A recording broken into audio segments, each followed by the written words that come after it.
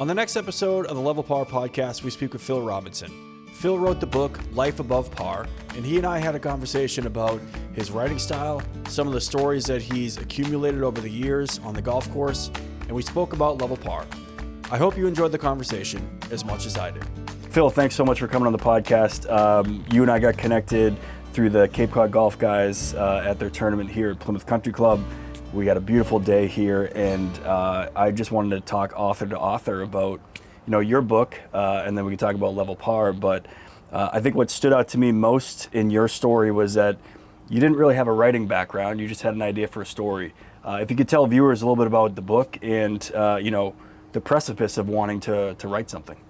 Well, this is the book. It's Life Above Par, and it was a project I undertook in my first year of retirement, and I had been lucky enough to travel and have all these great golf stories. And as we talked about a little bit in the pregame, Tom Coyne and George Pepper and Michael Bamberger, I loved all these guys' books because they wrote about travel golf adventure. And just through kind of life and being lucky, I had a lot of golf adventures, so I said, why not write about them and give it a try? Yep. And it turned out to be a lot harder than I expected, and it took a lot more time than I expected, but luckily my wife was an English major and she helped me a lot with my writing. And I wrote a lot. It's not like I didn't write, but I wrote for business. And Sure. I had to write stuff for work, and it's very different writing about this stuff as opposed to writing for work. Yeah, what kind of like, so you were in finance for, was it finance for? Sales, yeah. So tell me a little bit about, your love affair with the game, how it started. I mean, obviously, if you read the book, you're kind of going to get a feel for how it did begin. But what were your early parts to the game? Was it a family thing? Like, how did you kind of get into the game of golf? Good question. It really started out as a family thing. My dad and grandfather, one day they were hitting golf balls in my grandfather's backyard, and they just let me try it.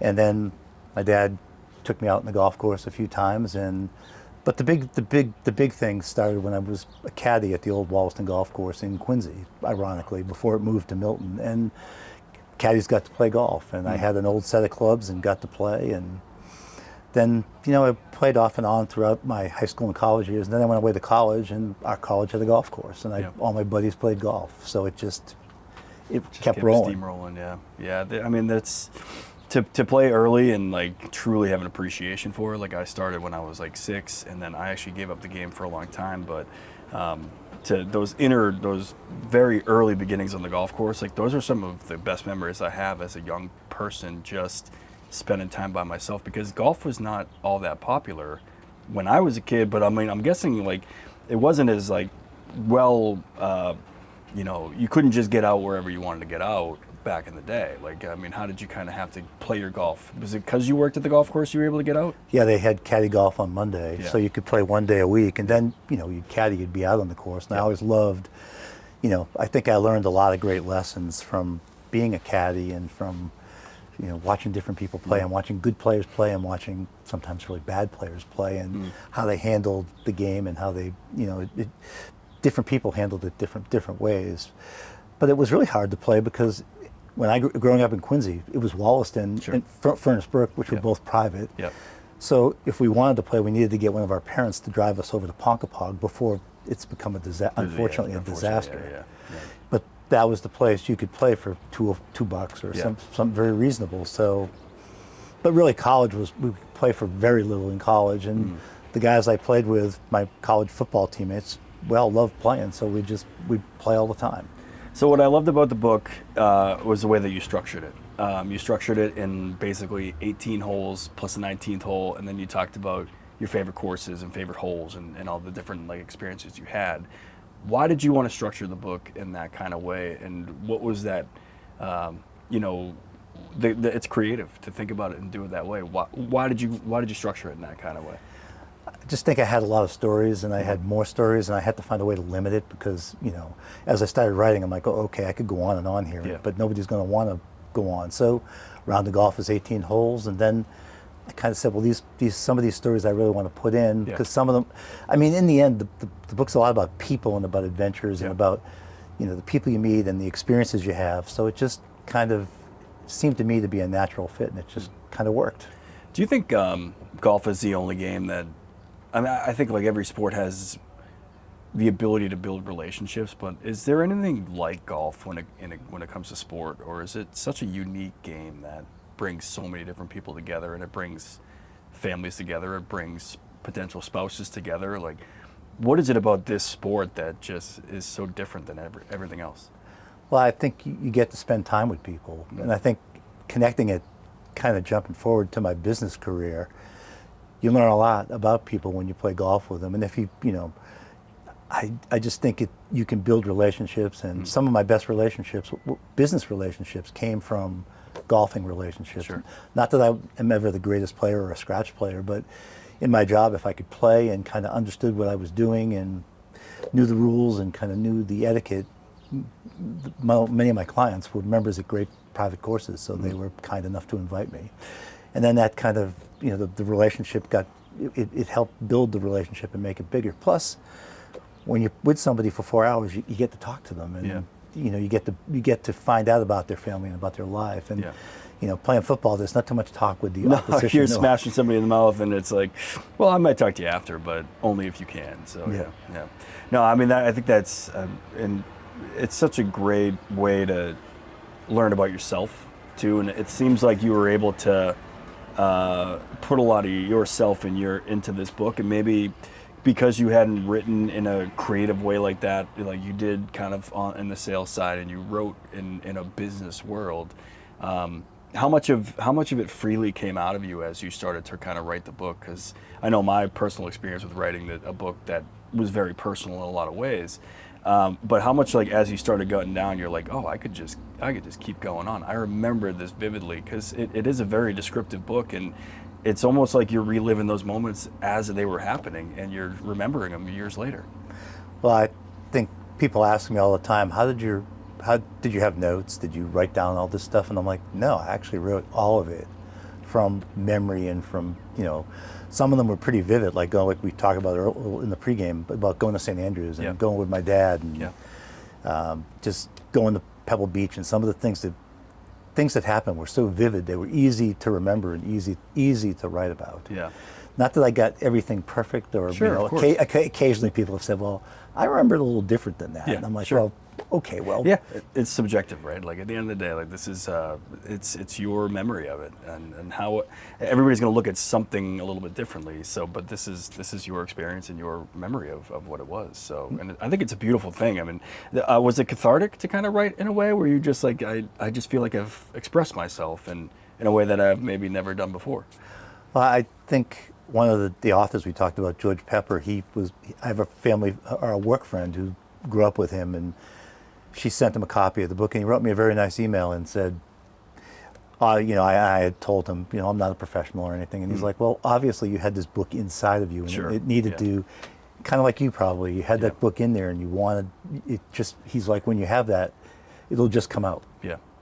Yeah, and you don't one of the biggest things that I've learned is that you just write the first draft by heart, and then you can figure it out later, right? But like, as long as you get out your story in the way that 90% of the way that you wanted to get there, I think maybe a little bit different with fiction, because like you can play around with it.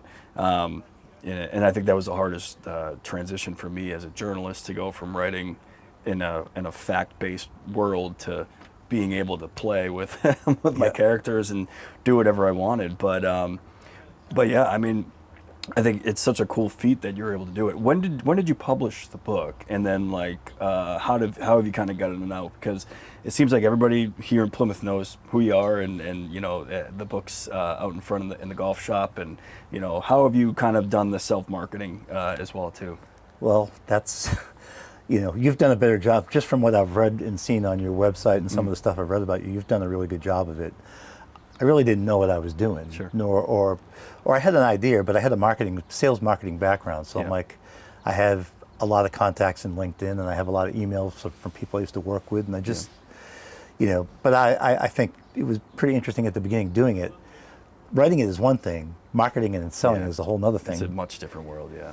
And then you have to be, as I got ready to do it and found somebody to help me with the cover design and kind of put it together, I was like, wow, I was actually afraid people are going to read it. Like, people are actually, and it's you're vulnerable to it, right? Like it's like, this is me. Like I'm putting it out there, and there's going to be people who will read it and might not truly understand it, that I've known forever, and then there's going to be strangers who are calling me out of the blue and saying, I really resonate with your story. It's like, how do you deal with that feedback too? It's an interesting thing. Well, the positive feedback is easy, and I've gotten emails from people literally all over the world, from different who have stumbled upon it or found it on Amazon where it's mainly sold, or I sell some directly, and I've done like you, I've done a whole bunch of book tours. Book signings, But it's, people are chicken too. Like there's a couple bad reviews where people just didn't give it, but like 95% of the people who have read it have enjoyed it. Right? Yeah, I mean, if you can't enjoy your story, like your story is just such a personal and let that go by. From a golfer's like true love of the game, that is what your story is about. And I love how you talked about how you met your wife later in life, and you kind of there was that cool thing where you're like, I'm not really dating. I don't really know if I want to like meet people, and then you find out you both have a kind of a passion for the game, and then you grow that from there. You talk about the hole-in-ones that you had and some of the best like experiences that you had. Like, there's just so much that every golfer can relate to that. And the hole-in-ones is a little braggy, but honestly, I would brag about them. I don't have one yet, and I've been on the back lip at Marshfield Country Club on number 9, and that is the closest I've ever come. I've seen one. I've seen my buddy hit one at Widow's Walk on hole number 2, and it was just such a experience. Someday, golf gods, please, like at some point, please give me one. And but I brag about those all you want. I think it's an amazing thing. Well, an interesting addendum to that is, since the book was written, I've had 2 more. One right over one, and actually it's really cool because I've had one with my wife, one with my youngest son Kurt, and one with my oldest son Eric. Nice. 2 of the 3 have been in tournaments. Oh wow! So, and on this hole, the 15th hole here, it's pretty unforgiving, and to have one on that, I have 2 on that hole, which is pretty cool. Yeah. I also love the story of how you landed at Plymouth Country Club. You kind of were searching for a home, and Plymouth, I know it's something that you love talking about. I think you said you were on the board or the chair or something at one point, or vice president. Yeah. Tell me about like what makes this place special and why it's such a great place to play golf. Well, first off, we have a great staff. We have we are very fortunate. Our pro Mike Roy, our assistants, our greenskeeper Ben Whiting, they're all they do a tremendous job, and our inside staff is great as well. There's great people here, but I think we have good culture here. You can come here to this club, not know anybody like I did, and literally in a few weeks you can know 30 or 40 or 50 people. Yeah. We have a thing called group play where you can just sign up depending on your skill level and when you want to play. You can get into a group of 20 or 30 people and just find a game, which I think, and it promotes really, almost like it promotes friendships. And I've become friends with some of those guys and was lucky enough to go to Bandon Dunes with a group of them a few years ago, and it's all guys that love golf, and just we're all, I wouldn't say none of us are great, but we're all decent players. You love the sport. And love to play, love to compete a little bit. Yeah. And what I love about this place is like when you get into the back of this course, there's nothing around you. And like it is, you obviously there's houses on the side, and but it's not like you kind of feel like you're in your own little oasis back there. And obviously the greens, Donald Ross, it is a place where you're going to get punished if you are above the hole. You're going to get punished if you're on the wrong side of the green. You're going to get punished if you short-sided yourself.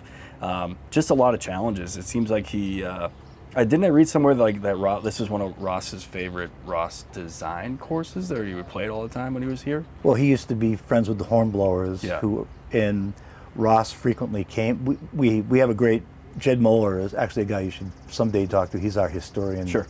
He does a great job of, like, he's gone back and traced our history through our relationship. Some of these people were country club members and then came down here because back in 1910, it was horse and buggy. They weren't. Sure. Yeah. You didn't go to Cape Cod. Yeah. People came to Plymouth, and Ross would come here and stay with the Hornblowers and tweak the course. And There's only one green, if I remember correctly. The second hole used to go right down to the ocean, but when 3A came along, it changed. Yeah. And 2 is the only non-Ross green on the course. Oh, interesting.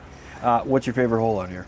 I think it's 5 with the punch bowl hole. It's just such a beautiful hole, and there's so many different ways you can play it. And, you know. That's the one that goes down a downhill shot, and like you play it short, you can play it long and play it off the back. Yeah, yeah, that's very cool. It kind of reminds me of one of the holes at South Shore Country Club. I can't remember. It's on the backside. I think 16. 16. Yeah.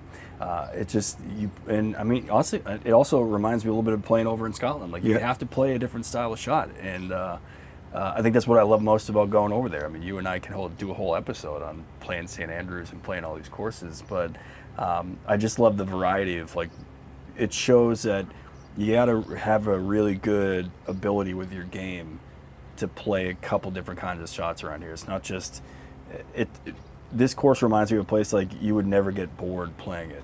Oh, good Lord, no. Yeah. It for a couple different reasons. Number one, the greens are I mean, we also host the Hornblower, so we have a lot of the top amateurs in the state and actually in the Northeast come. And it's, you know, you look at the yardage, and they played at about 6,400, and you think by modern standards that's not real long. But it's true golf. But the average, you know, the winner's usually a few under par, and then the majority of the field is over par. So the course, even through time and through equipment changes, really holds its own, and is. I just think you can come here, like occasionally I'll play in the morning, and then my wife will come down and I'll play 9 holes.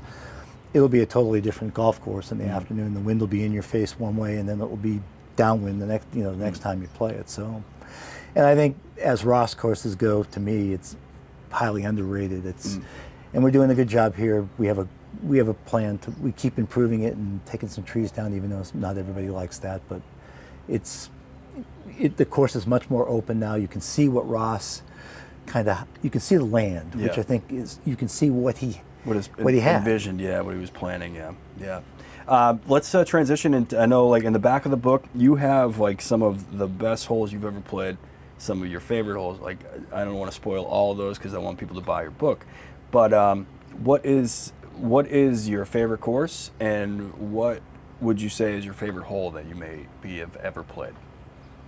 Wow.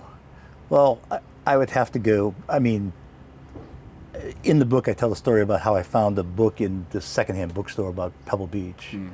And I had always wanted to go to Pebble Beach. To me, even back in the day, was kind of the nirvana. I wanted to go there. You know, even before I went there, I knew every hole. I read the book over and over again. So to actually go there and play it was just the coolest thing. And I don't know, I think Jack Nicklaus would say one of the great par 4s in the world is the 8th hole at Pebble Beach, where, you know, you don't need to hit driver, but the second shot is like it's just crazy hard and crazy good. But I mean, we were talking about Kingsbarn earlier. There's probably some of the, as you make the turn there and kind of you go around, there's a par 5, I think it's the 12th or 13th. 12th. And that hugs and then the ocean's on the left. Yep. Yeah, and you got to hit, I mean, you can get aggressive and take a line and then hit a cut over it. But then that second shot, like, you don't realize how far away you are. And like, I remember the guy was like, oh, you're like 300 out. I'm like, it doesn't look like that. He's like, yeah, because you're going up this way and you're going up that way. And, but yeah, that's a beautiful hole. And then, you know, then you have the little par 3 right there that looks like there's not much to it, but like, good luck holding that green.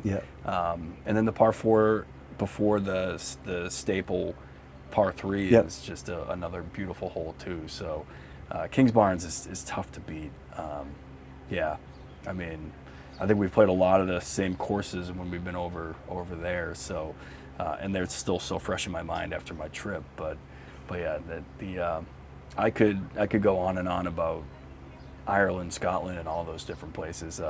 But you and I were chatting. You said you would put Scotland up there as probably your top destination for golf. I think there's 2 places every golfer should go. One of them is to St. Andrews, and the other one is to Bandon Dunes, just because of Bandon has such great quality golf, and it's all right there. And that's what's great about St. Andrews too. There's the courses right there, and there's so many good courses within a very, very short ride. You know, Kingsbarn's 10 minutes down the road.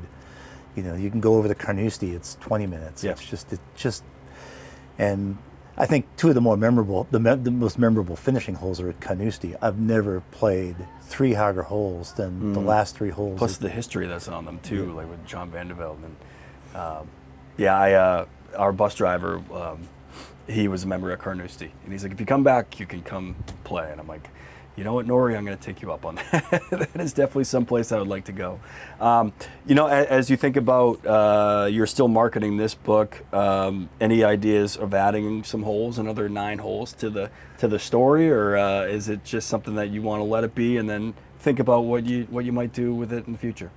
Well, that's a question I get frequently, and I actually started writing another one. Good. And but then I've kind of stalled because I get the golf season. I write more in the winter, and then in the summer it seems like I'm playing a lot of golf. Well, you're also like building up these potential stories. Like you have to go out and live your life and do them. But I have about 13 stories written now, and Cool. a couple more ideas. So it's, but it's, part of me says, well, the first one worked out pretty good, and for a self-published book, it's sold way more. I was just hoping to get my money back and sell a couple hundred. It's sold a lot more than that, and I've got a lot of great feedback. So, hey, maybe I'll do it again. Yeah, I mean, honestly, like, why not? Like, it's a big why not, really. I know you had a chance to read Level Par because we traded books. What were some of your takeaways from the story? Obviously, a little bit different story than the one that you wrote, but what were you kind of thinking as you were reading that book? Well, I was thinking about the relationship, with your dad, the whole dad relationship, and just how, it's easy in life when you have supportive people around you, but when you're trying to navigate life and you're dealing with a lot of different stuff there and alcohol and stuff, but I think he got a perfect opportunity to write a sequel too. I mean, it's just what happened next. I mean, I think it's kind of, to me, but the ups and downs and the adventure and comeback. It's just, it's kind of a great American story. You were down and kind of picked yourself up, and well, I don't know if you picked yourself up. You say it's fiction. So. Yeah, that's definitely. I've definitely picked myself up, but I think like the character does for sure, and I think. One of the things that I learned about myself as I wrote this book and as I got back into the game of golf is how much I appreciate the sport now. I think when I was like competing in high school and trying to get into the PAT program and playing at a clip that I thought was like competitive enough, I didn't love it. And I didn't love the game, and I think you have to really enjoy everything that comes with this sport to truly get everything you want out of it. And now that's where I am in life. Like I'm more free with this game than anything. And that's kind of like, as I started to get better and work on myself, that's where this character kind of started shining through.